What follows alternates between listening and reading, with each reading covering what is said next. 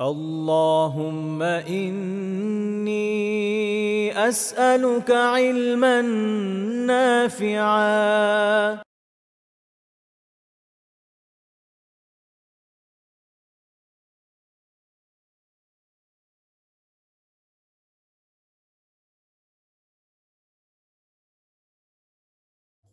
إن الحمد لله نحمده ونستعينه ونصلي على رسوله الكريم وعلى آله وأصحابه أجمعين ما بعد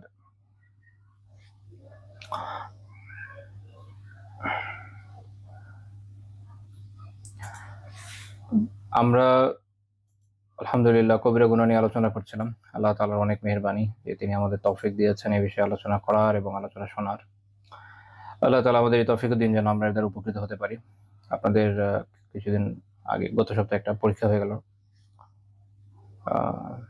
গত সপ্তাহের আগের সপ্তাহে আলহামদুলিল্লাহ সেখানে আপনারা ভালো অংশগ্রহণ করেছেন। আশা করি ওর মাধ্যমে আপনারা নিজেদের কিছুটা যাচাই করতে পেরেছেন। এটা আল্লাহ তাআলার মেহেরবানি যে আলহামদুলিল্লাহ এই বিষয়গুলো নিয়ে আমরা আলোচনা করতে পেরেছি। তো আমরা এর আগে যে বিষয় নিয়ে আলোচনা করছিলাম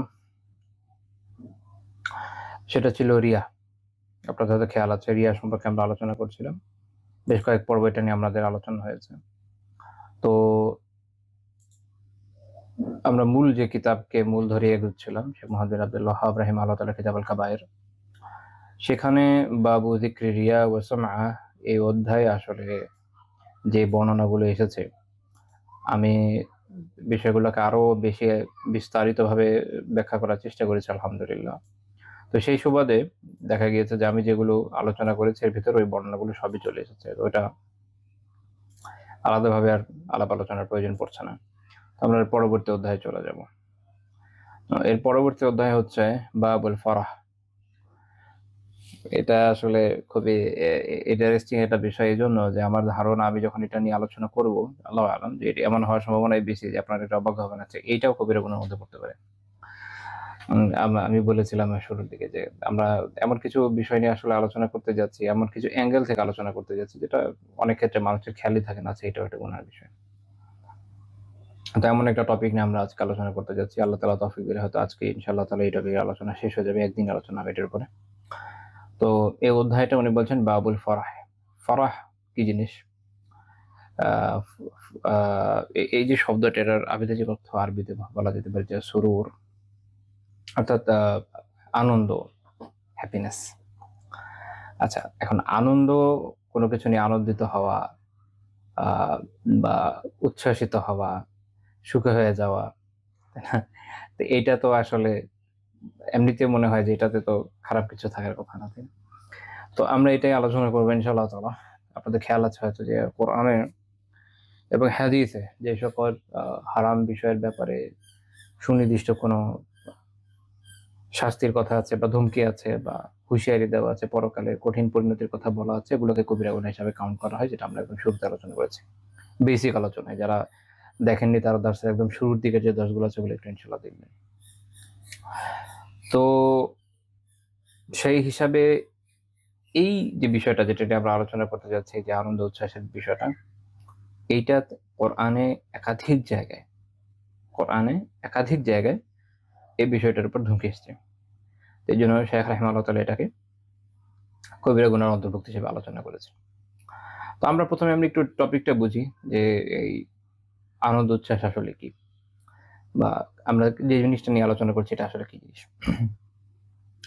একটা হচ্ছে যে মানুষের সাধারণ যে হয় না, কোনো কিছু নিয়ে সে সন্তুষ্ট হয়ে যায়, সন্তুষ্ট হয়ে যায়, বা কোনো কিছু তার খুব ভালো লাগে, তো এটা একটা বিষয়, কোনো কিছু নিয়ে প্রশান্ত হয়ে যায়। আর কোনো কিছু হচ্ছে যে খুব উচ্ছ্বসিত হয়, খুব সুখে থাকে। তো আমরা যেটা নিয়ে আলোচনা করছি এটা হচ্ছে আল ফারহ। ফারহ হচ্ছে বলতে পারেন যে আত্মিক প্রশান্তির একদম সর্বোচ্চ অবস্থা। মানুষ যখন কোনো কিছু নিয়ে খুবই বেশি খুশি হয়ে যায়, আনন্দিত হয়, উচ্ছ্বসিত হয়, এগুলো।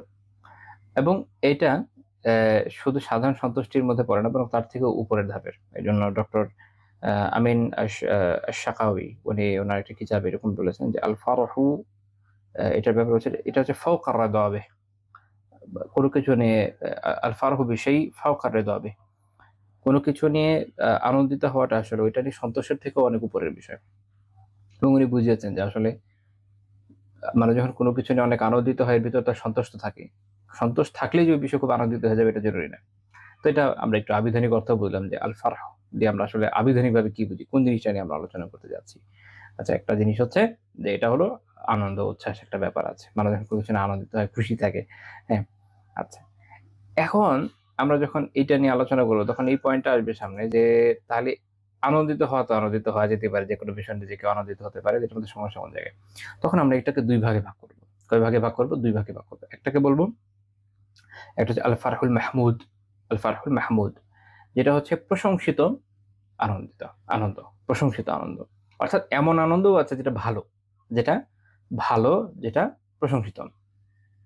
আমরা এটা নিয়ে ইনশাআল্লাহ তাআলা সামনে আলোচনা করব। যেমন এর মধ্যে হতে পারে কেউ যদি ইলম অর্জনের কারণে আনন্দিত হয়, কোরআনের মাধ্যমে হয়, ইসলামের মাধ্যমে হয়, এটা প্রশংসিতের মধ্যে পড়বে। বরং এটা উত্তম বিষয়। এটা নিয়ে আমরা ইনশাআল্লাহ তাআলা এটাও আলোচনা করে ফেলব। যেটা কবিরা গুনাহ ওটাও আলোচনা করব, তার বিপরীতে যেটা উত্তম বিষয়, যেটা বরং সওয়াবের কাজ, সেটা নিয়ে ইনশাআল্লাহ তাআলা আলোচনা আমরা করব ইনশাআল্লাহ। আরেকটা হচ্ছে কি তাহলে? তার বিপরীত আরেকটা হচ্ছে আ আল ফারহুল মাযমুম। এমন আনন্দ যেটা আপনার হচ্ছে নিন্দনীয়। বলতে পারেন যে নিন্দনীয় আনন্দ। এইজন্য আমাদের যে দ্যাটস টাইটেলটা আপনি বলতে পারেন যে আজকের দ্যাটস টাইটেল হচ্ছে অবৈধ আনন্দ উচ্ছ্বাস। তাহলে আমরা যে কবিরা গুনাহ নিয়ে আসলে আলোচনা করছি আজকে, এটাকে আমরা কি বলতে পারি? অবৈধ আনন্দ উচ্ছ্বাস। তাহলে এখন অনেকটা ক্লিয়ার হয়। আচ্ছা, আমরা এমন একটা বিষয় নিয়ে আলোচনা করছি আনন্দ উচ্ছ্বাস, এবং এটা হচ্ছে অবৈধ। এবং অবৈধ আনন্দ উচ্ছ্বাস আসলে কবিরা গুনাহের মধ্যে পড়ে। অর্থাৎ মানুষ এখনকার সময়ে যদি চিন্তা করেন, মানুষ বিভিন্ন ধরনের অবৈধ আনন্দ উচ্ছ্বাসের মধ্যে লিপ্ত, এবং এটার ফলে সে পরকালের তার যে গন্তব্য এটা সম্পর্কে সে ভুলে গিয়েছে, এবং সে বিভিন্ন ধরনের এইটা হচ্ছে এমন একটা গুনাহ যেটা মানুষকে আরো অন্যান্য গুনাহের মধ্যে লিপ্ত করে দেয়। আমরা ইনশাআল্লাহ তাআলা কিছু আলোচনার চেষ্টা করব যদি আল্লাহ তাআলা তৌফিক দেন। খেয়াল করলে দেখেন যে এখনকার যে আমাদের যে জেনারেশন গুলা, ইভেন আগেও কম বেশি একই রকম ছিল যে দুনিয়া কেন্দ্রিক জীবনযাপন যখন হয়ে যায়, মানুষ যখন দুনিয়া নিয়ে অতি ব্যস্ত হয়ে যায়, বিভিন্ন আ আরাম-আয়েশের মধ্যে লিপ্ত হয়ে যায় এবং পরকালে একসময় সে ভুলে যায়। তখন সে দেখবেন বিভিন্ন ধরনের আনন্দ উচ্ছ্বাসের মধ্যে লিপ্ত হয়ে যায়। তো আবার বিভিন্ন ধরনের আনন্দ উচ্ছ্বাসে লিপ্ত থাকার কারণেও কিন্তু মানুষ পরকালকে ভুলে যায় এবং তার আখিরাতের গন্তব্য সম্পর্কে উদাসীন হয়ে যায়। তার এগুলো নিয়ে কোনো ভালো লাগে না এগুলা।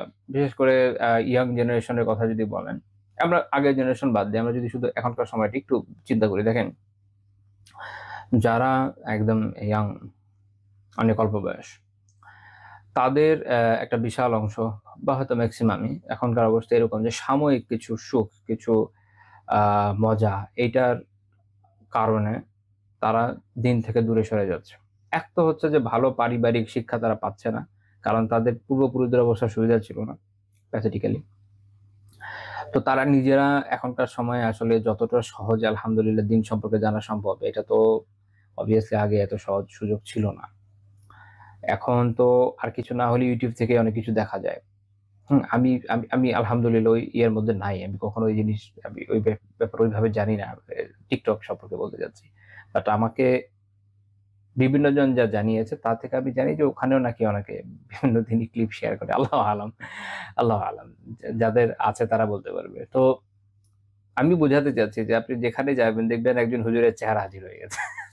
আল্লাহ, সুবহানাল্লাহ। তো মূল বিষয় হলো যে দিন এখন পাওয়া, দিনের দেওয়া পাওয়া, দিন সম্পর্কে জানা অনেক সোজা আলহামদুলিল্লাহ। দেখেন দিনী কিতাবাদি আলহামদুলিল্লাহ পাওয়া যায়। পিডিএফ পর্যন্ত পাওয়া যায়। লাইক ওজন জিনিসটা দূর হয়ে গেছে একরকম। আপনি সবকিছুই জানতে পারছেন আলহামদুলিল্লাহ। এমন একটা সময়ে ইয়াং জেনারেশন কিন্তু সবাই এদিকে আসছেন। আলহামদুলিল্লাহ কেউ, কেউ আছে, বাট একটা বিশাল অংশ, অনেক বড় অংশ। তারা একদমই এখান থেকে দূরে চলে যাচ্ছে। কেন? সাময়িক কিছু সুখের আশায়। আমরা দেখব যে আল্লাহ তাআলা কোরআনে আলাদা স্পেসিফিকলি এটা নিয়ে আলোচনাই করেছেন। হ্যাঁ, যে দুনিয়ার এই যে সুখ, এই সুখ ভোগের আশা করে মানুষ কিভাবে আ আখিরাত বিমুখ হয়ে গেছে। ফলে এটা একটা কবিরা গুনাহ হয়েছে। তো তারা কি করছে দেখেন যে তারা হয়তো বিভিন্ন ধরনের মিউজিকের মধ্যে ডুবে আছে। এইজন্য সালাফরা বলতেন এটা হচ্ছে অন্তরের মদ। আ মানুষ মদ খেয়ে যেমন মাতাল হয়ে যায়, আল্লাহকে ভুলে যায়, ইবাদত ভুলে যায়, মিউজিকের মাধ্যমেও মানুষ তাই করে। যে ইবাদতে লিপ্ত আছে। কেউ বলল যে আচ্ছা সে গান-টান শোনে, আবার নামাজও পড়ে। এটা এমন একটা জিনিস যে আসলে যদি গান কারো অন্তরে সেভাবে প্রবেশ করে থাকে যে সে তার এটা একটা নেশার মতো মানে প্রচুর শোনে। এটা খুব স্বাভাবিক যে সে যখন সলাতে থাকবে সিজদায় গিয়েও তার মাথায় এটা বাজবে। আমি অনেকজনকে জিজ্ঞেস করে দিয়েছি। প্রায় সবার সেম অবস্থা। তো আ এটা হলো বাস্তবতা। ফলে তার ইবাদত আসলে তো ওইভাবে হবে না। ওই মানের হবে না যেটা হওয়া উচিত। তো দেখা যাচ্ছে হয়তো এটাতে ডুবে আছে বা দেখেন যে খেলা, বিভিন্ন গেম, অনলাইন গেম আ যেগুলো সবসময় অনলাইনে চলছে এই ধরনের গেমগুলা বা অফলাইনে যেগুলো খেলা যায় এই ধরনের গেম। তারপরে মুভি, নাটক আরো অনেক কিছু আছে। আ যেমন ধরেন আ আল্লাহ আলাম সো তো মাথায় আসে না। এটা যারা দেখে এরা বলতে পারবে এগুলো কিছু। মানে আমি মোটা দাগে যেগুলো সম্পর্কে দেখি ফানি ভিডিওস যেগুলো কম বেশি Facebook এর সামনে চলে আসে। ফানি ভিডিওস মানে এগুলাতে এত রিঅ্যাকশন থাকে মানুষের ইন্টারেকশন এত বেশি এগুলোর ভিতরে। কারণ কি দেখেন মানুষ না বাস্তবতাকে এড়াইতে চায়। অর্থাৎ মানুষ যেকোনো বাস্তবতাকে থেকে দূরে সরে থাকতে চায়। আমি অনেক আগে একটা স্টাডি পড়েছিলাম যে মানুষ যখন কোনো দেশে এমন অবস্থায় থাকে যে যেখানে তারা আসলে অনেক বিষয় ডিপ্রাইভড এবং তারা কথা বলার স্বাধীনতা অন্যান্য জিনিস পায় না।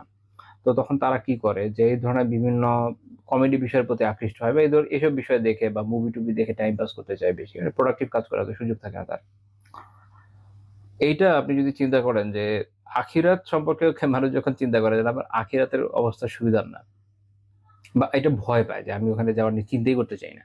কিন্তু চিন্তা না করলে যে আমি ওটা এড়াইতে পারছি তা তো না। যেমন আপনি কোন একটা দেশে আছেন, দেশের অবস্থা ভালো না। এটা একটা ডিক্টেটরশিপ এর মধ্যে আছেন বা কোন একটা টাইরানির মধ্যে আছেন। এখন এইখানে আপনি পড়ে আছেন, আপনি চিন্তা করলেন যে আমি এটা দেখব না, আমি এই যে কমেডি দেখব, এই করব, এই করব। এটা কি আপনাকে আসলে এর থেকে বাঁচায় দিবে? না। টুডে অর টুমরো আপনি এটার শিকার হয়ে যাবেন। একই রকমভাবে আখিরাতকে ভুলে থাকা এটা আসলে কোন সমাধান তো না। কারণ মরতে তো হবে এবং মরার পরে যেটা হয় সেখানেই যাবেন। দেখা যাচ্ছে এইজন্য আমরা দেখছি যে ইয়ং জেনারেশনের এরকম বিভিন্ন সময় বিভিন্ন ভিডিও বা নিউজ আপনারা দেখবেন যে চলে আসছে যে কেউ হয়তো নাচতে কেউ হয়তো মারা গেছে। তো পরিণতি সেরকমই হবে যেভাবে নাচতে মরে গেছে। আবার কেউ হয়তো আ মোটরসাইকেল এত জোরে চালায়, রাস্তাঘাটে যান দেখেন কত জোরে চালাচ্ছে। মানে এই বিষয়গুলো তাদেরকে আখিরাত বিমুখ করে দিয়েছে। দুনিয়ার এসব মৌজ-মাস্তি। তো এভাবে বাইক চালাচ্ছে, বাইক আ এত জোরে চালাচ্ছে, প্রচন্ড সাউন্ড করে চালাচ্ছে। আবার সেগুলো উপরে লাফায়-ঝাঁপায় ভিডিও-টিডিও করছে। এগুলো করতে গিয়ে আবার এখানে পড়ছে, ওখানে পড়ছে, মরে যাচ্ছে। কেউ টিকটক ভিডিও করছে, এগুলো করতে গিয়ে ধরেন কোন পুলের উপর থেকে পড়ে মরে গেল। Anything can happen. কারণ এরা যে কি করতেছে এরা জানে, আল্লাহ জানে। দুনিয়া অদ্ভুত দিকে এগিয়ে যাচ্ছে। আন মানুষ পুরো মানবজাতি একসাথে এইভাবে পাগল আগে কখনো এই পর্যায়ে হয়েছে কিনা আমার জানা নেই। আল্লাহু আ'লাম। তো এইটা চিন্তা করেন যে এইসব বিষয়গুলো আসলে কি? ফর আনন্দ উচ্ছ্বাস, মজা, fun. To have some fun. এই ফান দরকার। মজা হইছে, অনেক মজা হবে। এই মজা চলে এটা করি অনেক মজা হবে, ওটা করি অনেক মজা হবে। এই মজার মধ্যে পড়ে আছি। আমার সাথে একবার এক ভাইয়ের কথা হচ্ছিল যে উনি উনার পরিচিত বন্ধু-বান্ধব সবার থেকে একদমই দূরে থেকে একদম একঘরে হয়ে থাকেন। এজন্য উনি খুব ডিপ্রেশনে ভোগেন। তো আমি বললাম যে, "আপনি তো আপনার বন্ধুদের সাথে এমনি ফ্রি টাইমে মাঝে একটু টাইম কাটাতে পারেন। যদি আলহামদুলিল্লাহ সম্ভব হয় কিছু দিনই কথাবার্তা বললেন।" আমার আলহামদুলিল্লাহ আল্লাহর শুকরিয়া আমার এদিক দিয়ে একটু পজিটিভ দিকও আছে যে মোটামুটি যেসব বন্ধুদের সাথে যোগাযোগ আছে আলহামদুলিল্লাহ তারা মোটামুটি দিন পালন করে। এবার খুব সিরিয়াসলি না হলেও বিষয়টা বুঝে।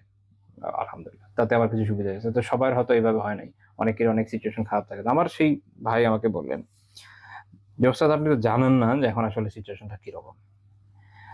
আচ্ছা উনি বলছেন আমি বলতেছি না যে সবার অভিজ্ঞতা এটা হতে হবে। উনার অভিজ্ঞতাটা আমি শেয়ার করি। তো উনার কথা হচ্ছে যে, এদের সাথে চলতে গেলে দেখা যাচ্ছে যে নামাজের সময় ডাকলে তো পাওয়াই যায় না। আচ্ছা ঠিক আছে। তারপরে অ্যা দেখা গেল যেকোনো সময় তারা পার্টি করবে। বারবিকিউ পার্টি করবে। রাইট? উনি বারবিকিউ পার্টিতে গেছেন। বারবিকিউ পার্টিতে গিয়ে দেখেন যে এরা বারবিকিউ খাইতে মদ নিয়ে এসে খাওয়ার জন্য। নাউযুবিল্লাহি মিন যালিক। তো উনি আমাকে বললেন যে এই মুহূর্তে অ্যালকোহল বাংলাদেশে এত ব্যাপক হয়েছে এবং সব জায়গায় এত বেশি প্রচলিত এই এ ইয়েদের ইয়াং জেনারেশনের পার্টিগুলোতে এবং এটা এত ইজি পাওয়া যেটা আগে কখনো ছিল না। আমি আসলে শুনে খুবই দুঃখ পেয়েছি যে এটা একটা সিচুয়েশন হলো। তা আমি বিভিন্ন জন থেকে যেহেতু অনেক সময় কথাবার্তা বলি আলহামদুলিল্লাহ অনেক কিছু জানা যায়। এটার বেনিফিট হচ্ছে আমি এটা বুঝতে পারছি যে আসলে এই মুহূর্তে দেশ একটা বিচিত্র অবস্থা দিয়ে যাচ্ছে। একটা জেনারেশন, একটা অবস্থান, একটা গ্রুপ অফ পিপল এরা এমন দিকে যাচ্ছে যে এরা মানে পুরো ধ্বংসের দিকে যাচ্ছে এবং এরা এমন ভাবে এগোচ্ছে যে উপরের জেনারেশনগুলো এ সম্পর্কে আসলে কোনো ধারণাই নেই। হ্যাঁ, যেমন আপনারা হয়তো জানবেন যে বর্তমানে সমকামিতা বাংলাদেশে খুব ব্যাপক হয়ে গেছে। তারপরে হচ্ছে আপনার জেনা তো অনেক ব্যাপক হয়েছে। মিউচুয়াল যেগুলো আছে নিজেরা রিলেশন করে করছে এগুলো যেমন অনেক ব্যাপক হয়ে গেছে। তারপরে হচ্ছে পতিতাবৃত্তি অনেক ব্যাপক হয়ে গেছে। মানে কোনটা বলবেন? আমাকে একবার এক ভাই এক বিষয়ে আলাপ আলোচনা করতে তার কিছু পরামর্শের জন্য নসিহার জন্য আসলেন। কথা বলতে, বলতে উনার কথা থেকে আমি একটা অদ্ভুত জিনিস জানলাম যে এরকম অ্যাপ এখন বাংলাদেশেও খুব এভেইলেবল যেখানে আপনার যে ডেটিং পার্টনার পাওয়া যায় এবং একটা লোক প্র্যাকটিসিং সে আমাকে এই কথা বলতেছে।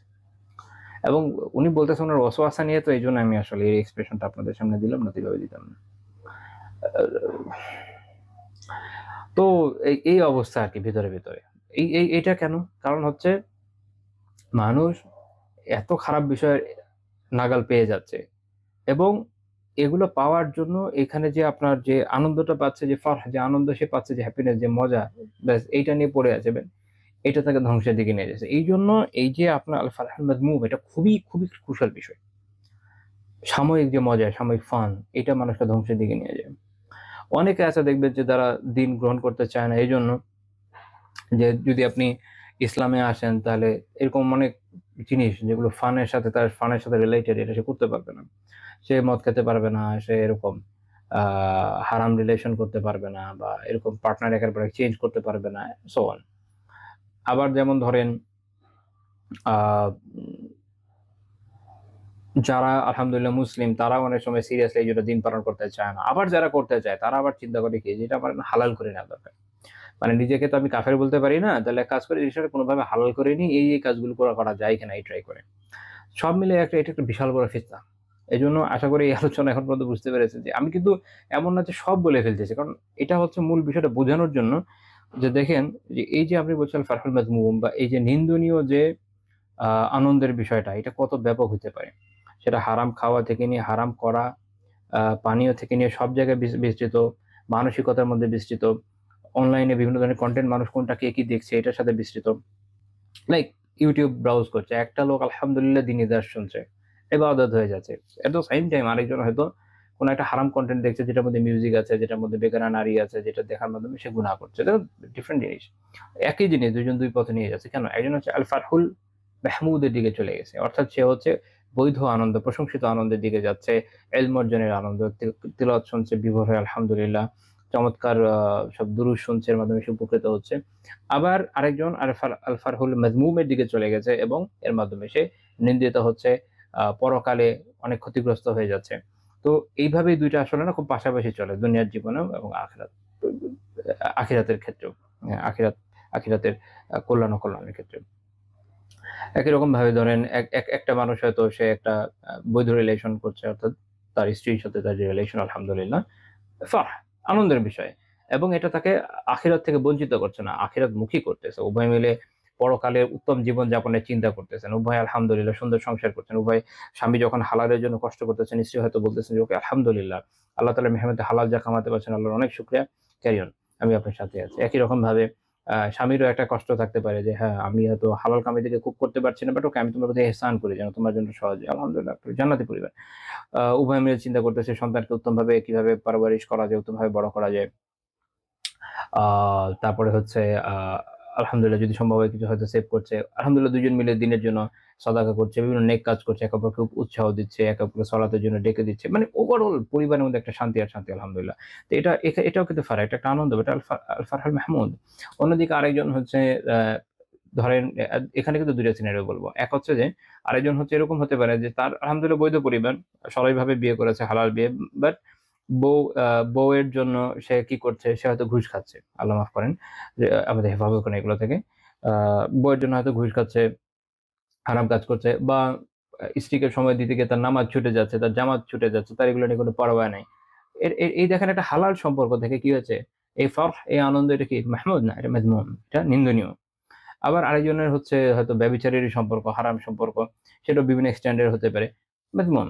তো দেখেন এভাবে একই রকম জিনিস তো একই সত্তাগতভাবে যে একজন নারীর সাথে একজন পুরুষের সম্পর্ক। কিন্তু এটা একদিক দিয়ে ফরহ এরকম হয় যেটা মাহমুদ, যেটা আসলে প্রশংসনীয়, যেটা আল্লাহ তাআলা প্রশংসা করেন, যেটা কল্যাণ আছে, যেটা খায়ের আছে, যেটার কারণে সওয়াব লাভ হয়, আখিরাতে উত্তম প্রতিদান পাওয়া যায়। আরেকটা হচ্ছে নিন্দনীয়, যেটা মানুষকে ধ্বংসের দিকে নিয়ে যায়।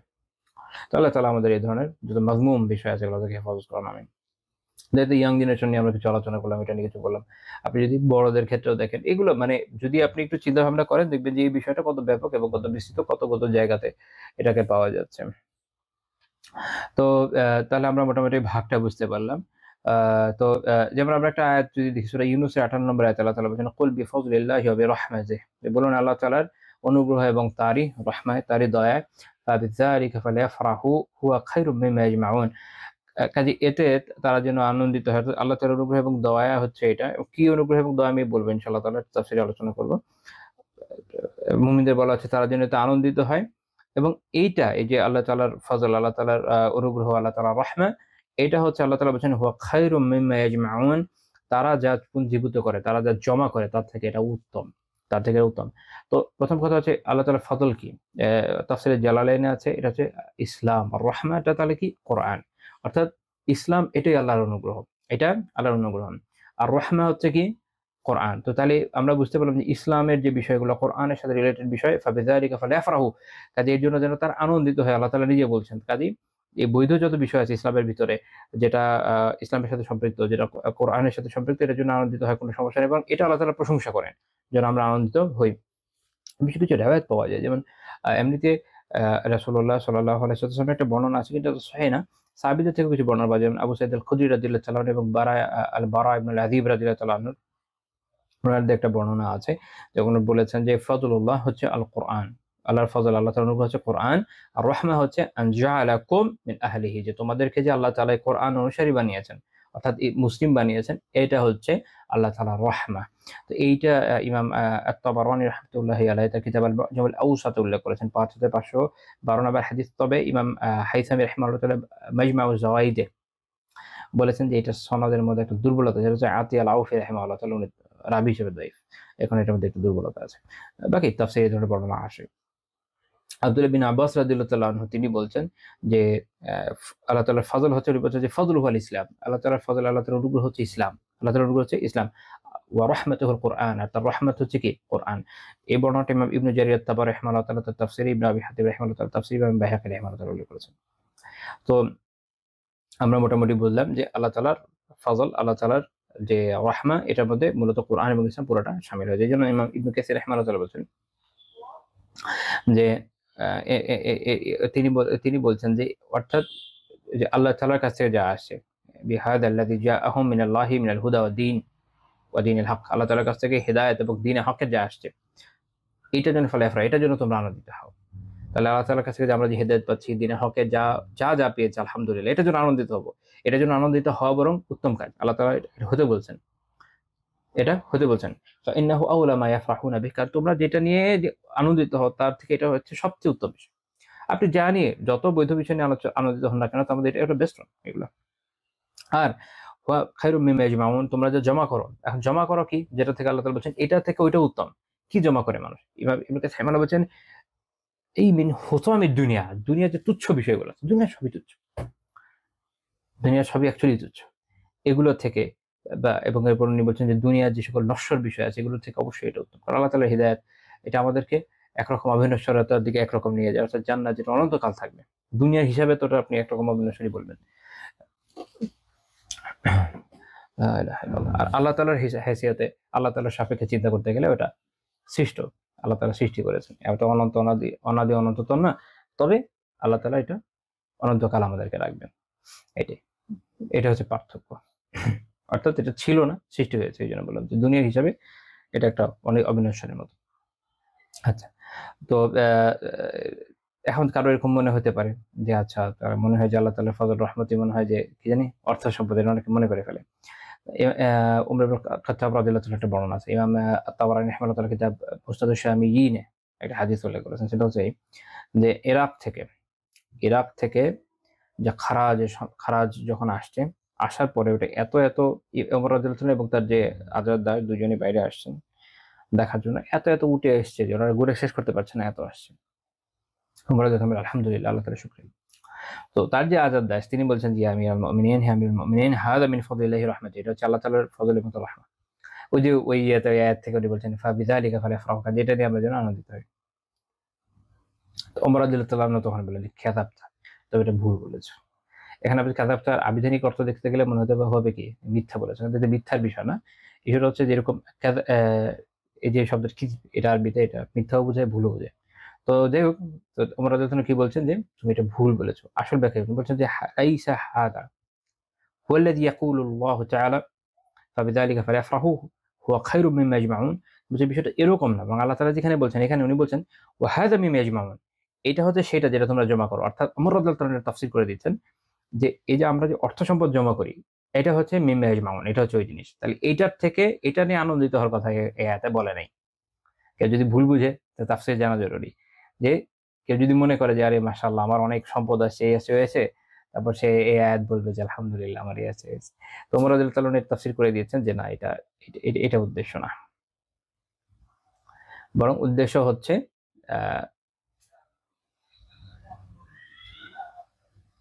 হিদায়াত এবং ইসলাম, ওইটার উদ্দেশ্য এখানে বোঝা যাচ্ছে যে এটার মূল উদ্দেশ্য এটা না।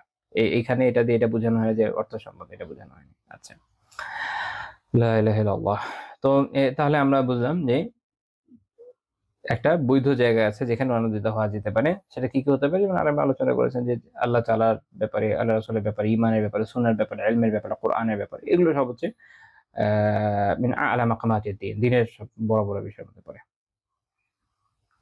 এজন্য আল্লাহ তাআলা কি বলেছেন সূরা তাওবায়, আল্লাহ তাআলা বলেছেন ওয়া ইযা মা উনজিলাত সূরাতুন ফামিনহুম মান ইয়াকুল আইয়ুকুম যাদাতহু হাযিহি ঈমানা। আল্লাহ তাআলা বলছেন যে যখন একটা কোন সূরা নাযিল হয় তাদের কাছে, তখন যারা মুনাফিক এরা কি বলে, এতে তোমাদের কাদের ঈমান বাড়লো। ফাআম্মাল্লাযীনা আমানু ফাযাদাতহুম ঈমানা ওয়া হুম ইস্তাবশিরুন। তো যাদের আল্লাহ তাআলা বলছেন যারা ঈমান এনেছে তারা, এর কারণে কি হয়, তাদের এই ঈমান এর ফলে বাড়ে। সূরা যখন নাযিল হয় তখন তাদের ঈমান আরো বাড়ে। তারা অ্যাকচুয়ালি আনন্দিত হয়েছে, আলহামদুলিল্লাহ নতুন একটা সূরা নাযিল হয়েছে, এই বিধান পাওয়া গেছে। কাজেই এটা একটা বিষয় যে এই বিষয়গুলো নিয়ে আনন্দিত হওয়া যায়, দ্বীন নিয়ে, ইলম নিয়ে, আর নেক আমল নিয়ে, আলহামদুলিল্লাহ। অন্যান্য মানে যেগুলো বৈধ এই বিষয়গুলো নিয়ে। এবং তারা ওয়াহুম ইস্তাবশিরুন, এখানে হচ্ছে মূল কথা যে তারা এখানে তো এইখান থেকে আমরা যে বিষয়টা বললাম সেটা হচ্ছে যেটা মুনাফিকদের বৈশিষ্ট্য। মুনাফিকদের বৈশিষ্ট্য হচ্ছে তারা মুমিনদেরকে এই বিষয়গুলো নিয়ে প্রশ্নবিদ্ধ করে। ১-২ নাম্বার হচ্ছে ঈমান যে বাড়ে কমে, এটা এই আয়াত থেকে বোঝা গেল ঈমান বাড়ে। নেক আমলের মাধ্যমে কোনো এরকম উত্তম কিছু দেখার মাধ্যমে, আল্লাহ তাআলার কোনো আয়াতে দেখার মাধ্যমে মানুষের ঈমান আরো মজবুত হয়, এবং এটার কারণে সে আল্লাহ তাআলার শুকরগুজার হয়। ইবনে তাইমিয়া রাহিমাহুল্লাহ মাজমুউল ফাতাওয়াতে বলছেন যে ফাইন আরফা দারাজাতিল কুলুব ফারাহুহা আত-তাম বিমা জাআ বিহি আর-রাসূল সাল্লাল্লাহু আলাইহি ওয়াসাল্লাম। উনি বলছেন যে অন্তরের যে সবচেয়ে উচ্চ মর্যাদার যে বিষয়গুলো এবং যে সবচেয়ে পরিপূর্ণ যে আনন্দ উচ্ছ্বাস সেটা সে পায়, সেটা উনি উল্লেখ করছেন। সেটা কি? সেটা আল্লাহ রাসূল যেটা নিয়ে আসে তাই। তারপর তিনি এই আয়াত উল্লেখ করছেন যে ওয়াল্লাযীনা আতাইনাহুমুল কিতাব ইয়াফরাহুনা বিমা উনজিলা ইলাইক, যে যাদের কাছে কিতাব এসেছে তাদের কাছে যে নাযিল হয়েছে এটার কারণে আনন্দিত হয়। এটা মুমিনদের বৈশিষ্ট্য। তারা নেক কাজে এরকম আনন্দিত হবে, কোরআনের জন্য আনন্দিত হবে, সুন্নাহর জন্য আনন্দিত হবে। নতুন একটা কিতাব পড়ছেন, আলহামদুলিল্লাহ দ্বীনি কিতাব পড়ছেন, আনন্দিত হয়ে যাবেন। আলহামদুলিল্লাহ কোন একটা আমল করতে পারছেন যেটা আগে পারছেন, আলহামদুলিল্লাহ আনন্দিত হয়ে যাবেন। আপনারা শুকরগুজার করবেন। তবে উজুবের সুযোগ নেই, সেলফ অ্যাডমাইরেশনের সুযোগ নেই, অহংকারের সুযোগ নেই। আনন্দিত হয় কোনো বাধা নেই। আনন্দিত হওয়া এটা হচ্ছে মাহমুদ এই জায়গায়। এবং আলহামদুলিল্লাহ নেক আমল করতে পারছেন বা ইলম অর্জন করতে পারছেন, দিনী কাজ করতে পারছেন, আল্লাহ তাআলার শুকরিয়া আদায় করবেন, আল্লাহ তাআলার শুকরিয়া আদায় করবেন এবং নিজে আনন্দিত হয়ে যাবেন, কোনো সমস্যা নেই। এবং এটা বোঝা যায় যে আনন্দিত হওয়া যেতে পারে, আনন্দিত হয়, কোনো সমস্যা নেই। তো তিনি বলছেন ওই যে ওই আয়াতটা কুল বিফাদলিল্লাহ, যেটা একটু আগে আমি বললাম, ইবনে তাইমিয়া রাহিমাহুল্লাহ বলছেন ফাদলুল্লাহি ওয়া রাহমাতুহুল কুরআন ওয়াল ঈমান ওয়া মান ফারিহা বিহি ফাকাদ ফারিহা বিআযামি মাফরুহিন বিহ। তিনি বলছেন যে কাজেই আল্লাহ তাআলার যে ফজল, আল্লাহ তাআলার অনুগ্রহ এবং আল্লাহ তাআলার রহমত হচ্ছে কোরআন এবং ঈমান। কাজেই এগুলোর কারণে যে আনন্দিত হচ্ছে সে আসলে অনেক বড় বিষয় নিয়ে আনন্দিত হচ্ছে, যেগুলো নিয়ে আনন্দিত হওয়া যায় এরকম বিষয়গুলো সবচেয়ে আযম, সবচেয়ে বড় বিষয় নিয়ে আনন্দিত হচ্ছে। আর উনি বলছেন ওমান ফারিহা বিগাইরি। এখন এইটা ছাড়াও তো অনেকে অনেক কিছু নিয়ে আনন্দিত হতে পারে, যে দুনিয়াবি বিভিন্ন বিষয় নিয়ে আনন্দিত হতে পারে। যেমন খুব ভালো একটা চাকরি হয়েছে, খুশিতে শেষ হয়ে গেছে, ওটা হারাম চাকরি দেখা গেল, আলাইয়াদুবিল্লাহ। যেমন এই যে দেখবেন আহ, আহ, বিভিন্ন ব্যাংকের পরীক্ষা টরীক্ষা হয়ে গেলে আল্লাহর বান্দারা একদম নিউজ ফিড ফ্লাড করে ফেলে, আলহামদুলিল্লাহ আলহামদুলিল্লাহ নাউযুবিল্লাহি মিন যালিক। হারাম কাজ করে কারণ আল্লাহর শুকরিয়া আদায় করতে হয় না, এটা এটা সঠিক কাজ, এটা আদবের খেলাফ কাজ, এবং এটা গুনার কাজ। তো এই কাজ করে বসে থাকে না, হারাম রিলেশন হয়ে গেছে, বলতেছে আলহামদুলিল্লাহ উই আর ইন রিলেশনশিপ, নাউযুবিল্লাহি মিন যালিক। তারপর দেখা যাচ্ছে যে কেউ হয়তো অনেকদিন ধরে নাউযুবিল্লাহ একসাথে হয়তো লিভ টুগেদার করতেছে, তখন বলছে আলহামদুলিল্লাহ আমার পার্টনার অনেক ভালো, লা হাওলা ওয়ালা কুওয়াতা ইল্লা বিল্লাহিল আলিয়্যিল আযীম। তারপরে দেখা গেল যে কেউ এমন কোন একটা হারাম সফর থেকে আসলো যেটা বৈধ না, এসে একবার বলতেছে যে আলহামদুলিল্লাহ আল্লাহ চাইছেন দেখে পারছি না তো হয়তো না। নাউযুবিল্লাহ। এইগুলো হচ্ছে এই ধরনের জায়গা যেটা তার আনন্দিত হওয়ার কথা ছিল না, কিন্তু এই যে মাজমুম এইসব জায়গাতে এসে হচ্ছে। ইবনে তাইমিয়া রাহিমাহুল্লাহ বলছেন যে এরকম জায়গাগুলোতে যখন কেউ আনন্দিত হচ্ছে ফাকাদ যালামা নাফসা, সে তার নিজের উপর জুলুম করলো, নিজের উপর জুলুম করলো। ওয়া ওয়াদা আল ফারাহ বিগাইরি মাওদিহি, এবং এই আনন্দকে যে জায়গায় রাখার দরকার ছিল সেটার জায়গায় অন্য জায়গায় রাখলো, অর্থাৎ যেটা হালাল জায়গা যেখানে রাখার কথা ছিল ওখানে সে রাখেনি, রেখেছে হারাম জায়গায়।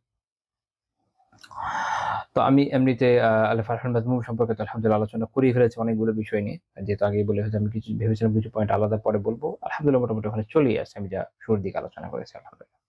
এবং কেউ যে ধরেন কেউ চুরি করলো, চুরি করে আনন্দিত হয়ে গেল, এটাও আল ফারহান মাজমুমের মধ্যে পড়বে। কেউ জিনা করে আনন্দিত হয়ে গেল, কেউ কাউকে ধোঁকা দিয়ে আনন্দিত হয়ে গেল। দেখেন এই যে ব্যবসা করছে, প্রোডাক্ট ভালো না, প্রোডাক্ট ভালো না, এবং এটা তার জরুরি ছিল যে সেটা জানাই দেবে, বা সে হয়তো টাকা, সে হয়তো মাপ কম দিয়ে টাকা মেরে দিচ্ছে।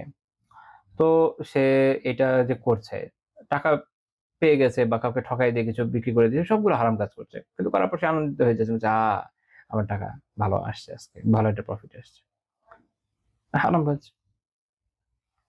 অর্থাৎ যে আমলটা করছে ওটা তো হারাম, যে খুশি হচ্ছে ওটাও হারাম, মানে দুইটা বেরোবো না কিন্তু একসাথে। আচ্ছা, তারপর দেখা গেল যে ইভেন অনেক সময় দেখবেন যে আল্লাহ তাআলার দুশমন যারা, এদের সাথে বা মুসলিমদের দুশমন যারা, যারা মুসলিমদের ক্ষতি করে যাচ্ছে, এদের এদের খুব ক্লোজ হয়ে গেছে কেউ, এদের দ্বারা খুব বড় সম্মান পেয়েছে, হ্যাঁ তাই না? মার্কিন গভর্নমেন্ট খুব কাউকে খুব সম্মানিত করে ফেললো, বা ক্রুসেডীয় শক্তি যারা, তারা কাউকে খুব ভালো পেলো, খুশিতে একদম গদমদ হয়ে যায়। এটা হয়ে যাবে না, কারণ আপনি খুব ভালো কাজ করলে তাই এরা আপনার প্রতি খুশি হয়ে যেত না। আল্লাহ, তো এরা আপনার জন্য এই জন্য খুশি হয়েছে যে এরা আপনি এদের পছন্দ মতো কাজ করেছেন, এবং ওটা তো ভালো কাজ করেনি, খারাপ কাজই করে থাকবেন। তো তাহলে এই যে একটা ফারহ, এই জায়গাতে একটা আনন্দ, এটা মাতমুন নিন্দনীয়, এটা প্রশংসনীয় হওয়ার কোনো কারণ নাই। আচ্ছা, তো এটা হচ্ছে মোটামুটি আমরা একটু ভূমিকার মতো বললাম। শেখ রাহিমাহুল্লাহ তাআলা কিতাবে খুব বেশি না, অর্থাৎ এই অধ্যায়ে, যখন ওনার কিতাবের এই অধ্যায়ে উল্লেখ করছেন, এখানে জাস্ট 3টা আয়াত উল্লেখ করেছেন, বেশি কিছু করেন নাই, 3টা আয়াত উল্লেখ করেছেন, খুব চমৎকার। আমি মাঝে মাঝে বলি যে আলহামদুলিল্লাহ ওনার সিলেকশনটা খুব প্রিসাইজ পারফেক্ট হয়। উনি প্রথমে বলছে ওয়াকাউলুল্লাহু তাআলা, উনি প্রথমে আল্লাহ তাআলার বাণী উল্লেখ করছেন যে ইন্নাহু কানা ফি আহলিহি মাসরুরা, সূরা ইনশিকাকের 13 নম্বর আয়াত। তো এখানে আসলে আল্লাহ তাআলা কি বলছেন, ফারহের বিষয় এখানে কিভাবে আসলো? আল্লাহ তাআলা বলছেন যে নিশ্চয়ই সে, জাহান্নামীর ব্যাপারে বলছেন যে সে তার পরিবার পরিজনের মধ্যে আনন্দে ছিল, পরিবার পরিজনের মধ্যে কিসে ছিল? আনন্দে ছিল। আল্লাহ তাআলা উল্লেখ করছেন কার কথা? জাহান্নামীদের কথা। আপনি যদি এই সূরাটা দেখেন, সূরা ইনশিকাক, সেখানে দেখবেন যে আল্লাহ তাআলা কি বলছেন, একটু আগের আয়াত থেকে 10 নম্বর আয়াত থেকে যদি দেখেন, ওয়াম্মা মান উতিয়া কিতাবাহু ওয়ারা যহরি, আর যে তার আমলনামা তার পিঠের পিছন দিক থেকে পাচ্ছে, এটা কারা? যাদের ধ্বংস হয়ে গেছে। এজন্য আল্লাহ বলছেন ফাসাউফা ইয়াদউ সুবুরা, সে তখন তার ধ্বংসকে ডাকবে। অর্থাৎ কোন মুফাসসির বলছেন কেউ যে আর্তনাদ করে মানুষ কাঁদে না অনেক সময় যে আল্লাহ আমি তো ধ্বংস হয়ে গেছি, আমি শেষ হয়ে গেছি, এই অবস্থা হবে তার। সে তখন চাইবে যে তার জন্য ধ্বংস হয়ে যায়, কারণ জাহান্নামে থাকার চেয়ে এখন শেষ হয়ে যাওয়া ভালো। ও ইয়াসলা সাইরা, তো কিন্তু তাকে কি করা হবে? জ্বলন্ত আগুনে দগ্ধ করা হবে, সে দগ্ধ হতে থাকবে। ইন্নাহু কানা ফি আহলিহি মাসরুরা, কারণ সে তো তার পরিবারের মধ্যে খুব আরামায়েশে আনন্দে ছিল, দুনিয়াতে যখন ছিল আনন্দে ছিল। ইন্নাহু যান্না আল্লা ইয়াহুরা, সে কি ভেবেছে? ইন্নাহু যান্না, এটা কোনো ইয়াকিন না, দৃঢ় বিশ্বাস না, যান্না সে ধারণা করেছে, আল্লা ইয়াহুরা, যে তাকে কখনোই ফিরতে হবে না আল্লাহর কাছে। সে ভেবেছে যে কখনোই আল্লাহর কাছে আসতে হবে না। পরিবার পরিজনের সাথে সুখে শান্তিতে আরামে ছিল, খুশি খুশি। এবং এই জন্য এই অবস্থা হয়েছে। যেজন্য আমি শুরুতে ভূমিকা হিসাবে বলেছিলাম যে মানুষ যখন এরকম সুখে শান্তির মধ্যে থাকে এবং আখিরাতকে ভুলে যায়, তখন সেরকম ধ্বংসের মধ্যে পড়ে। এই আয়াতে তাফসীর করতে ইবনে কাসীর রাহিমাহুল্লাহ বলেছেন যে এর অর্থ হচ্ছে যে ফারিহান অর্থাৎ সে আনন্দের মধ্যে ছিল। লা ইউফাক্কিরু ফিল আওয়াকিব, সে তার যে শেষ পরিণতি কি হবে এটা কোনো চিন্তা ভাবনা, কোনো তাফাক্কুর, কোনো চিন্তা ভাবনা করেনি। ওয়ালা ইয়াখাফু মিম্মা আমামা, তার সামনে কি হতে যাচ্ছে, আখিরাতের কি দিন আসতে যাচ্ছে, কবরের আযাব বা যা আছে, এগুলো নিয়ে সে এগুলো ভয় পায় নাই সে। দেখবেন না অনেক মানুষের এই অবস্থা। কোনো চিন্তা ভাবনা নাই যে পরকাল কি হবে, চিন্তা করতে চান। আপনি যদি তার কাছে দাওয়া নিয়ে যান, চিন্তা করতে রাজি না। ভাই বাদ দেন তো, এভাবে থাকা যায়, এভাবে চলা যায় না, এরকম। এবং এটা ভয় পেতে চায় না। বলল যে এটা ভয় পাবো না। হ্যাঁ? দুনিয়ার সব ভয় পাবে। সরকারকে ভয় পাবে, পুলিশকে ভয় পাবে, সব ভয় পাবে। খালি আল্লাহকে ভয় পাবে না। অথচ তিনি তাকে বানিয়েছেন। আউযুবিল্লাহ। ইবনে কাসীর রাহিমাহুল্লাহ বলেছেন যে ফাআকাবাহু যালিকাল ফারহুল ইয়াসীরু আল হুজনুত তাওয়ীল। ফলে তার এই যে স্বল্প সময়ের যে সুখ, আনন্দ, দুনিয়ার সময় তো অনেক অল্প, কতদিনই হবে। আপনি যদি পুরো পৃথিবীর শুধু পৃথিবীর এখনকার বয়সকাল চিন্তা করেন কতশো কোটি বছর, সেই হিসাবে একটা মানুষ কত পার্সেন্ট? দশমিকের পরে চলে যাবে সে, তার হায়াত। তো আল্লাহ আলাম পুরো মহাবিশ্ব কত কালের, তারপরে আগামীতেও কতদিন থাকে আমরা তো জানি না। কিন্তু যখন সে জাহান্নামে যাবে অনন্তকাল চলতে থাকবে, অনন্তকাল শেষ হবে না, কখন চলবে এই আযাব, যদি মুমিন না হয়ে থাকে। আর যদি মুমিন হয়ে থাকে এবং বিপুল সময় চলে যাওয়ার পরে প্রচন্ড আযাব ভোগ করার পরে আল্লাহ চাইলে মাফ করবেন, একসময় ধীরে ধীরে সে জান্নাতে আসলো। বাকি কার ঈমান আছে কার নাই এটা আল্লাহ ছাড়া কে জানে। আচ্ছা, বিশেষ করে এখনকার সময় যখন মানুষ জানেই না ঈমান ভঙ্গের কারণ কি এবং দিনরাত বিভিন্ন ধরনের কুফরি কথা বলে যাচ্ছে, মনে রাখেন যে যার ঈমান ভাঙার ওটা এমনি ভেঙে যাবে। যে কাজের কারণে ঈমান ভেঙে যায় সেটা যদি করে থাকে তাহলে এমনি ভেঙে যাবে। কোনো মোল্লা মৌলবী এসে যদি বলে যে না ভাঙে নাই, এটা কিচ্ছু যায় আসে না। আল্লাহ তাআলা বিচার করবেন দিনের মূল যে বিধান সেই অনুযায়ী। কে এসে কোথায় কি বলেছে ওটা অনুযায়ী তো যাবে না। এক দাওয়াত খাওয়াই দিলেন, কেউ খুশি খুশি বললেন নো প্রবলেম, চলেন। অথবা দেখা গেল যে দেখলেন যে না সবাই বলছে যে সমস্যা, কিন্তু অমুক এবং তমুক দেশের অমুক এবং তমুক কাউকে আপনি জানেন স্কলার্স নক দিলেন, তারা বললো জানেন নো প্রবলেম, আপনি খুশি হয়ে গেলেন। এবং খুশি হয়ে যাওয়ার কিছু নেই, সতর্ক থাকাই কারণ। এবং মুমিনের কাজে এটা যে সে তার ঈমান নিয়ে সতর্ক থাকবে। তো যাই হোক, তো এই স্বল্প সময়ের আনন্দ কি হয়েছে, ইবনে কাসীর রাহিমাহুল্লাহ বলছেন যে এটা হচ্ছে তার আল হুজনুত তাওয়ীল, সুদীর্ঘ যে বেদনা, এটার কারণ হয়ে গেছে, উৎকণ্ঠা বেদনার কারণ হয়ে গেছে। কারণ এখন অনন্তকাল তাকে জাহান্নামে জ্বলতে হবে। যদি কাফের মুশরিক হয়ে মারা গিয়ে থাকে, মুমিন হয়ে থাকলেও কতদিন জ্বলতে হবে তা আল্লাহ ছাড়া কেউ জানে না। সেটা বিশাল সময়, সেটা একটা বিশাল সময়।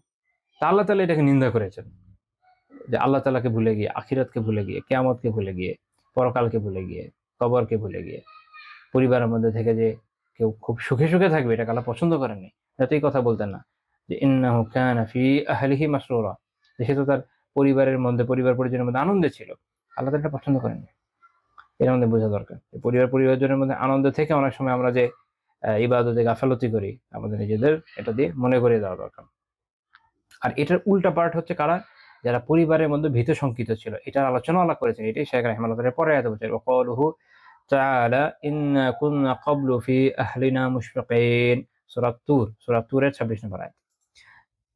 যারা জান্নাতি হবে তারা এটা বলবে, এই আয়াতটা যেটা সূরা তুরের আয়াত, যে নিশ্চয়ই আগে আমরা পরিবার পরিজনের মধ্যে শঙ্কিত অবস্থায় ছিলাম।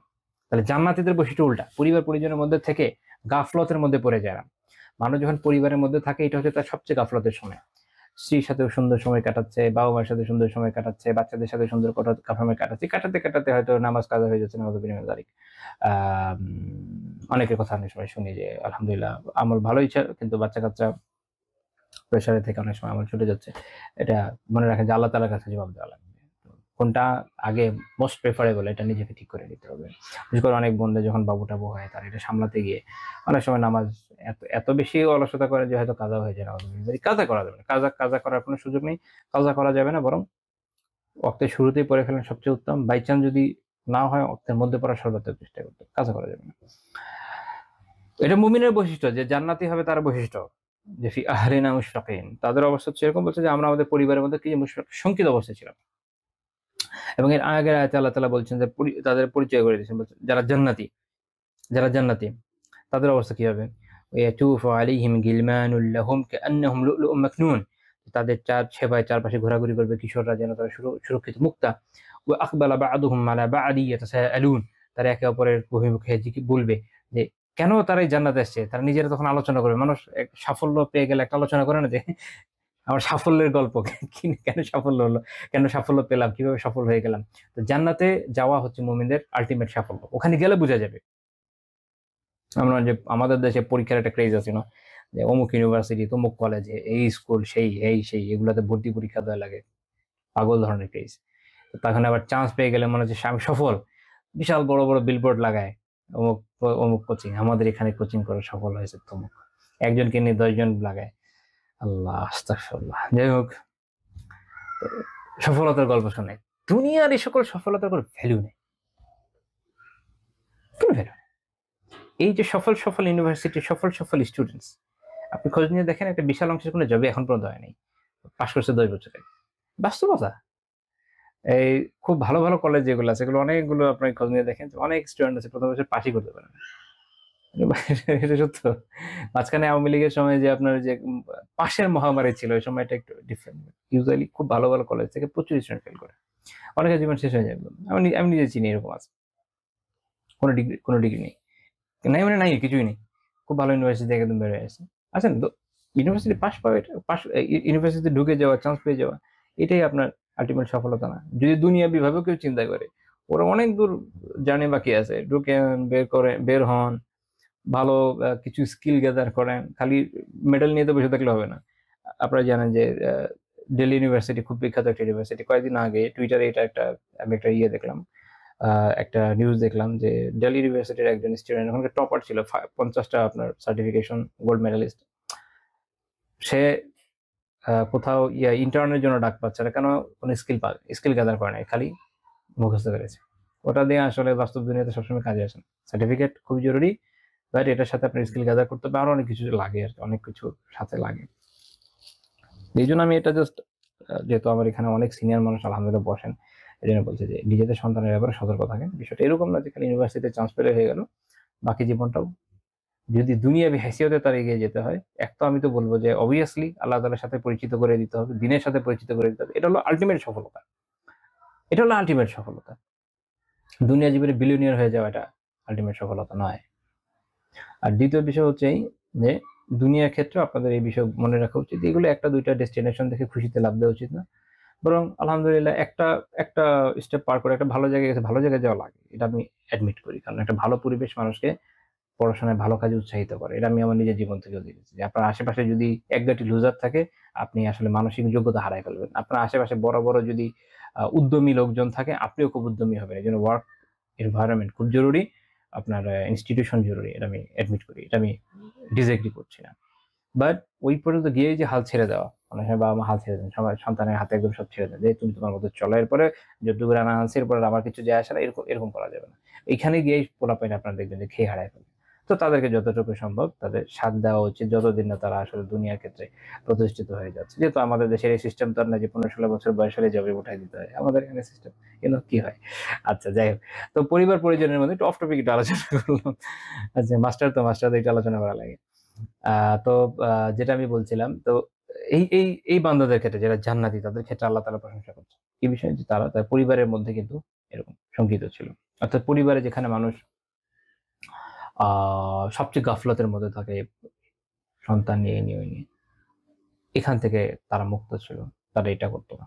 এই যে ইবনে কাসির রাহিমাহুল্লাহ ব্যাখ্যা করছেন যে অর্থাৎ কত কুন্না ফিদ দারিদ দুনিয়া ওয়া নাহনু বাইনা আহলিনা খাইফিন মির রাব্বিনা মুশফিকিন মিন আযাবিহি ওয়া ইকাবিহি, যে আমরা যখন দুনিয়াতে ছিলাম না, আমাদের পরিবারের মধ্যে ছিলাম, ওই সময় আমরা আমাদের রবের ব্যাপারে ভীত সন্ত্রস্ত ছিলাম, আমাদের সাথে আর কি হয়।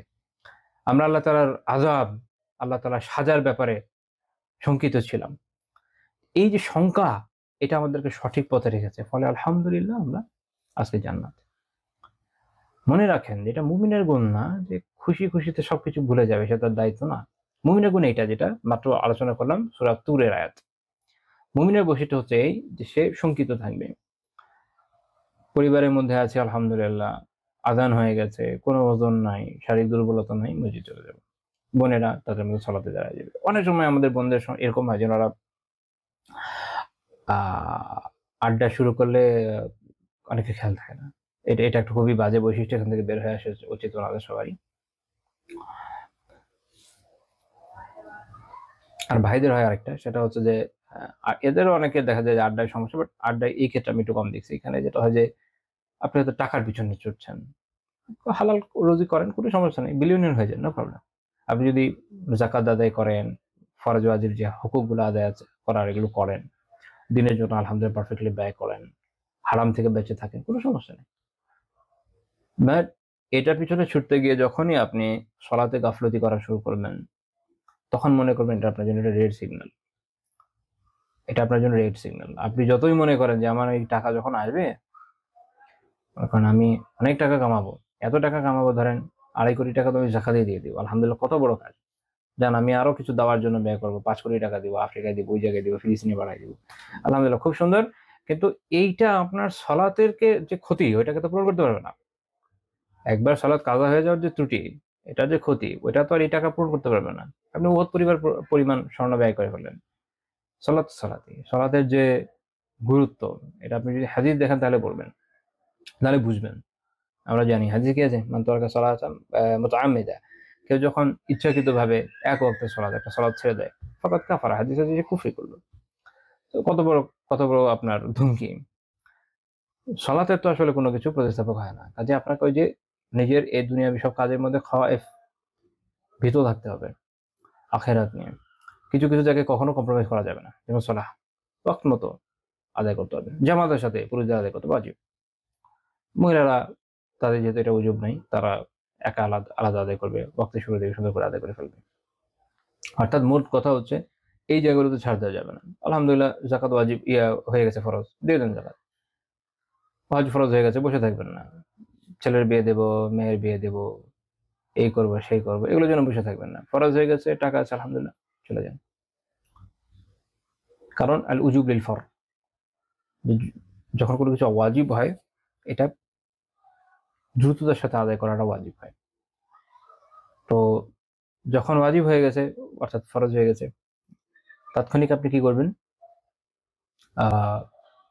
হজের জন্য চলে যাবেন, সহজ কথা। অর্থাৎ এই জায়গাগুলো হচ্ছে একটা রেড লাইন, কখনো এটা ক্রস করবেন না। এটা আল্লাহ তাআলার হুদুদ, আল্লাহ তাআলার নির্ধারিত সীমারেখা সমূহ, এগুলোকে কখনো ক্রস করা যাবে না। যখন এগুলোকে ঠিক জায়গায় রাখবেন, এরপরে দেখেন সারাদিন আপনি অনেক ছাড়ের উপর আছেন। আল্লাহ তাআলা চাইলে তো 25 ওয়াক্ত দিয়ে দিতেন নামাজ, 50 ওয়াক্ত দিয়ে দিতেন, আমরা কি করতাম? আল্লাহর শুকরিয়া যে আলহামদুলিল্লাহ তিনি 5 ওয়াক্ত দিয়েছেন। 5 ওয়াক্ত নামাজ পড়ার পর আপনি সারাদিন কিন্তু ফ্রি। বাংলাদেশে আমরা কিছু সময়, যেমন আসর থেকে মাগরিব একটু শর্টেজে ভুগি, এটা আমাদের এখানকার সময়ের কারণে একটু সমস্যা। বাট যারা আরো আগে পড়েন, লাইক 3টা 24-25 এর দিকে, আই থিঙ্ক যাদের ওয়াক্ত হয়ে যায়, ওদের একটু সুবিধা এই ক্ষেত্রে। আর যারা আর একটু পরে পড়েন তাদের একটু অসুবিধায় সবাই কম হয়ে যায়। কিন্তু পৃথিবীর অনেক জায়গায় আছে যেখানে আলহামদুলিল্লাহ টাইমিংটা এরকম যে অনেক ইজিলি আপনি অন্যান্য সময় অনেক খালি সময় পেয়ে যাচ্ছেন। দেখেন আল্লাহ তাআলা আপনাকে কি পরিমাণ ছাড় দিয়েছেন। একদম ফজর থেকে নিয়ে জোহর পর্যন্ত কত লম্বা সময়। আমার এক ফ্রেন্ড আছে আলহামদুলিল্লাহ, তাকে উত্তম রিজিক দেওয়ার কারণে অনেক বারাকা দান করেন। তো সে হচ্ছে একটা আমেরিকান কোম্পানিতে জব করে অনলাইনে, অর্থাৎ ওয়ার্ক ফ্রম হোম। তো সে ভদ্রলোক একটা মজার কাজ করছে, সেটা হচ্ছে তা তো যেহেতু এটা যে কোনো একটা টাইম সে নিতে পারে, সে বাংলাদেশ টাইম ফজরের সময় থেকে নিয়ে জোহর পর্যন্ত আপনার কিন্তু অফিসার হয়ে যাচ্ছে 8 ঘন্টা। এটা সে টাইমিং নিয়ে নিয়েছে। তো ওদের তো কোনো সমস্যা না, দিয়ে দিয়েছে আলহামদুলিল্লাহ। তো দেখেন 5 ওয়াক্ত সালাত তার জন্য আলহামদুলিল্লাহ এখন ইজি, ভেরি ইজি। তো যে হচ্ছে আল্লাহ তাআলা বলেছেন না কোরআনে, যে আল্লাহ তাআলার উপর তাওয়াক্কুল করে, আল্লাহ তাআলা তার জন্য যথেষ্ট। আপনি যখন আল্লাহ তাআলার উপর তাওয়াক্কুল করবেন, ওভাবে চলবেন, দেখবেন যে একটা না একটা হয়ে যাচ্ছে আলহামদুলিল্লাহ। কোনো না কোনো খুঁজে বের করতে পারবেন ইনশাআল্লাহ। হতাশার কিছু নেই, একটু পরীক্ষা আসবে, এগিয়ে যেতে হবে। তো মূল কথা দেখেন, এই রেড লাইন গুলো ক্রস করা যাবে না।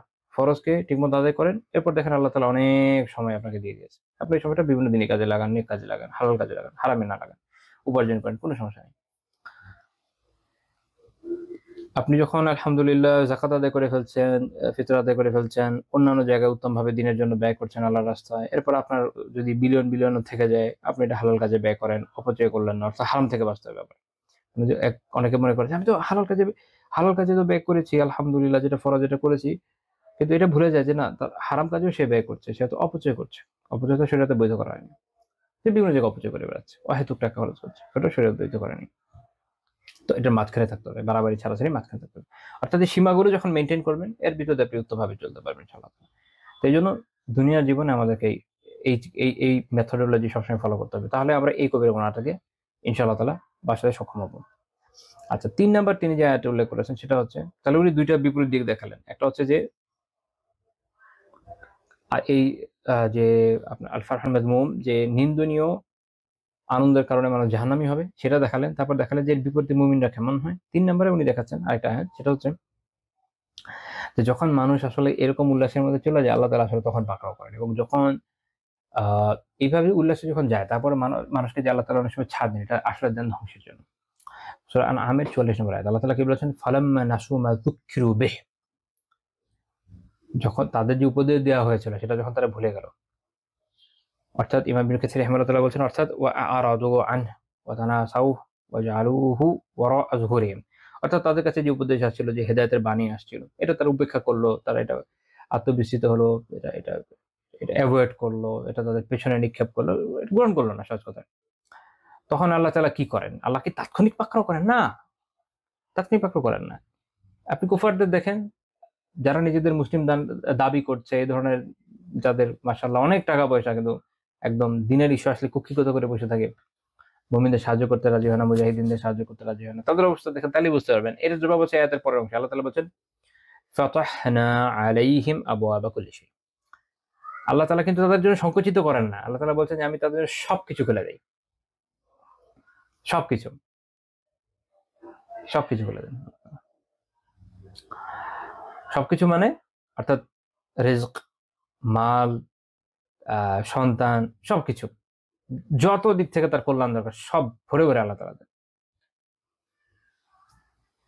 ফাইদা ফারিহু, তারপর যখন সে খুব আনন্দিত হয়ে ওঠে, বিমা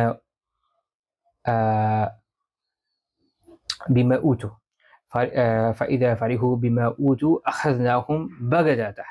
আল্লাহ তাআলা বলেছেন, যখন সে তাকে যা দেওয়া হয়েছে, অর্থাৎ যে সম্পদ, সন্তান, আরো রিজক, যা যা সে পেয়েছে, তখন আল্লাহ তাআলা বলছেন, যখন সে এটাতে আনন্দিত হয়ে যায় একদম, আখাযনাহুম বাগাতাহ, আমি যখন তাকে আকস্মিকভাবে পাকড়াও করি।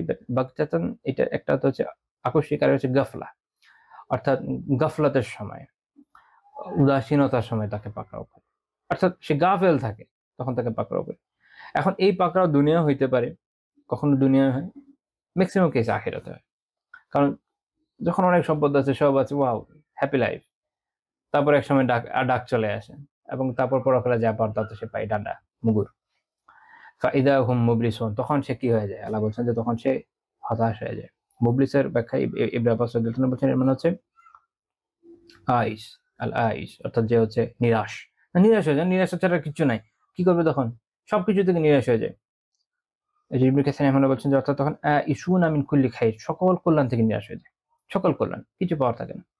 তো এই আয়াত থেকে আরেকটা শিক্ষার বিষয় আছে, যে আমরা একটা হাদিস উল্লেখ করবেন ইনশাআল্লাহ তাআলা। আমরা অনেক সময় মনে করি, আরে অমুক এই সেই এত গুনাহ করছে, তমুক শক্তি, তাদের এত কিছু। ঠিক আছে, আল্লাহ তাআলা তো সবকিছু পরীক্ষার জন্য দিয়েছেন, এবং এই আয়াত আপনাদেরকে জানিয়ে দিচ্ছে, বুঝিয়ে দিচ্ছে যে কুফফারদের, মুশরিকিনদের, ইসলামের দুশমনদেরকে, এমনকি যারা নিজেদেরকে মুসলিম দাবি করে কিন্তু প্রচুর গুনাহের মধ্যে থাকে, তাদের অনেক সম্পদ থাকে, কেন থাকে?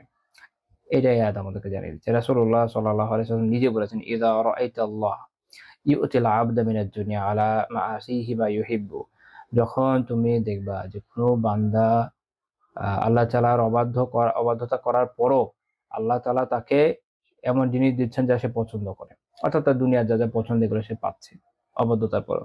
আল্লাহ রাসূল বলছেন যে ফাইন্নামা হুয়া ইস্তিদরাজুন, এটা হচ্ছে ইস্তিদরাজ। তারপর আল্লাহ রাসূল এটার দলিল হিসাবে এই আয়াতটা তিলাওয়াত করেছেন। এই হাদিস ইমাম আহমদ রাহিমাহুল্লাহ মুসনাদে উল্লেখ করেছেন, ১৭,৩৫১ নম্বর হাদিস। শোয়েবানন্দ রাহিমাহুল্লাহ হাদিসকে হাসান বলেছেন, শেখ আলবানী রাহিমাহুল্লাহ হাসান বলেছেন, শেখ জিয়া আজমি রাহিমাহুল্লাহ হাসান বলেছেন, এটা হাসান। আচ্ছা, ইস্তিদরাজ কি জিনিস? ইমাম তিবি রাহিমাহুল্লাহ তাআলা বলেছেন, আল ইস্তিদরাজ ওয়াল আখযু ফি শাই ওয়াল যাহাবু ফিহি দারাজাতান। তিনি বলছেন যে ইস্তিদরাজ হচ্ছে কোনো কিছুকে ধরা এবং কোনো কিছু ওখান থেকে কোনো কিছু নিয়ে যাওয়া অল্প অল্প করে। অর্থাৎ মোল্লা আলী খান রহমাতুল্লাহ ব্যাখ্যা করতে গিয়ে মিরকাতে বলছেন যে ইস্তিদরাজের অর্থ হচ্ছে এটা যে ইস্তিদরাজের মানে হচ্ছে যে আচ্ছা, ইস্তিদরাজের আবিধানিক অর্থ হচ্ছে ধীরে ধীরে পাকড়াও করা। কি করা?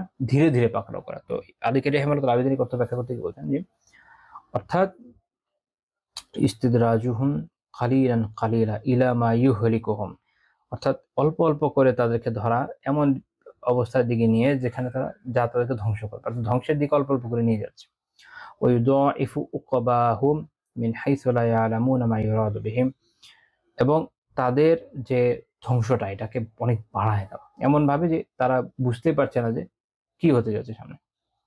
মূল কথা হলো যে ইস্তিদরাজ হচ্ছে এই যে আল্লাহ তাআলা এদেরকে আসলে ছাড় দেন এই জন্য যেন এদের পাপের ঘোড়াটা পূর্ণ হয়, সে আরো পাপ করবে আরো পাপ করবে। হ্যাঁ, যদি সে বুঝে ফেলতে পারে এবং হেদায়েতের দিকে চলে আসে তো আলহামদুলিল্লাহ, কিন্তু ইউজুয়ালি সেটা হয় না। ইস্তিদরাজে পড়ে এরা যেটা করে যে অহংকার আরো বাড়ে। দেখবেন যে যারা কুফফার মুশরিকিন বা এরকম যারা ইসলামের দুশমনরা আছে তাদের যখন বাড়তে থাকে তারা মনে করে আমার অনেক আছে, যে মুই কি হনির এটাই সব ধ্বংস করে দিয়ে এই করি ওই করি, তারপর আল্লাহ তাআলা একে পাকড়াও করেন। একদম অনেক উদাহরণ পাবেন। এখন বস্তুবাদী যারা তারা যেটাকে এভাবে দেখবে না, বাট আমাদের দৃষ্টিকোণ তো ভিন্ন। আপনি যদি ইউএসএসআর এর কথা চিন্তা করেন, সোভিয়েত রাশিয়া, তারা যখন সোভিয়েত ইউনিয়ন তৈরি হলো হিউজ অ্যামাউন্টের যারা বিভিন্ন ধর্মে বিশ্বাসী যেমন খ্রিস্টান মুসলিম এদের উপর প্রচুর, আপনারা জানেন কিনা জানি না, প্রচুর নিধনযোগ্য চালাইছিল, যেহেতু তারা একদম নাস্তিকতায় বিলিটের নাস্তিকতা বিশ্বাসী এবং মানুষের উপর চাপিয়ে দিয়েছে।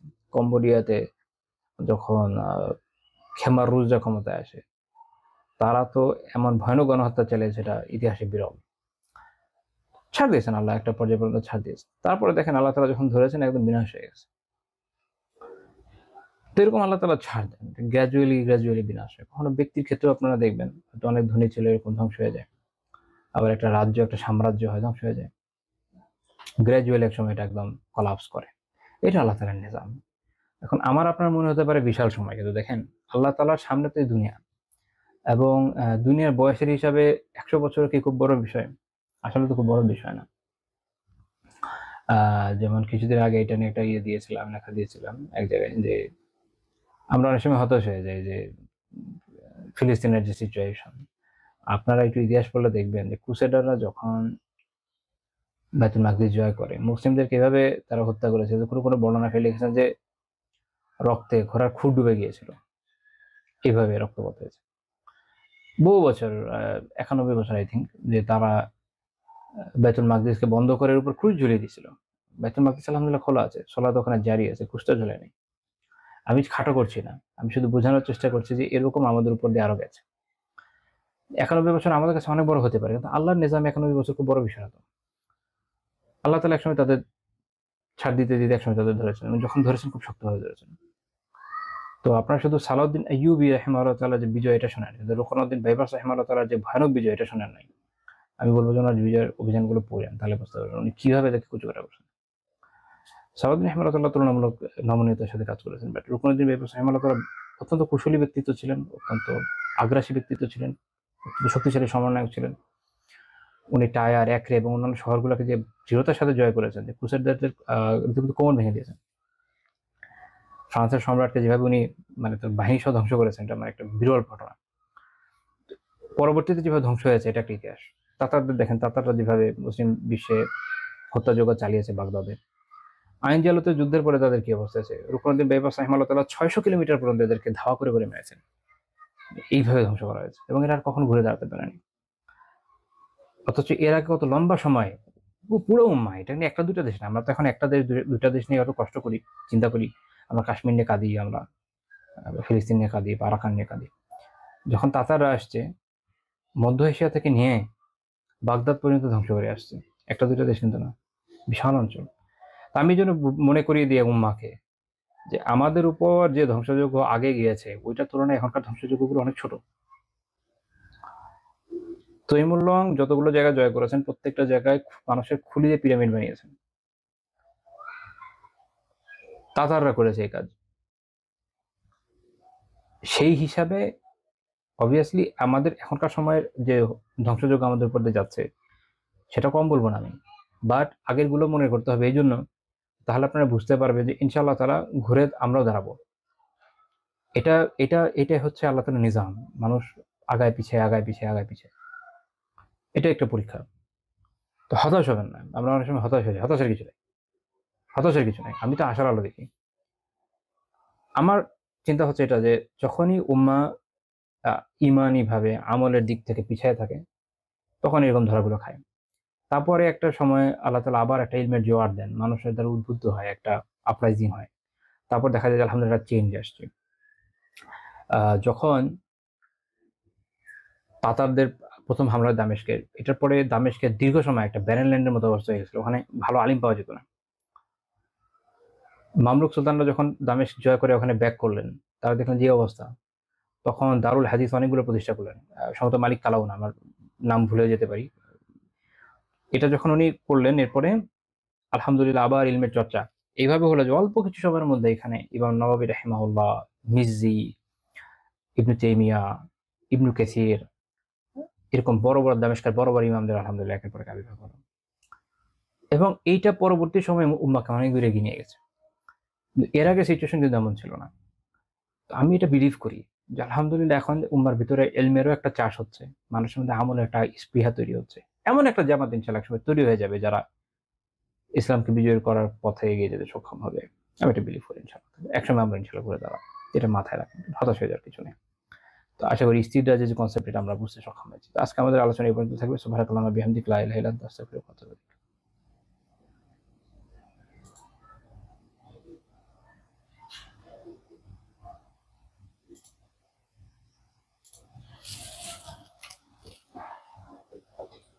জাযাকুমুল্লাহু খাইরান। আল্লাহ রাব্বুল আলামিন আমাদেরকে কথাগুলো বুঝার এবং তারা প্রতিজ্ঞা করে আমি যে জিনিসটা শিখতেছি আমি ওটা বাস্তব জীবনে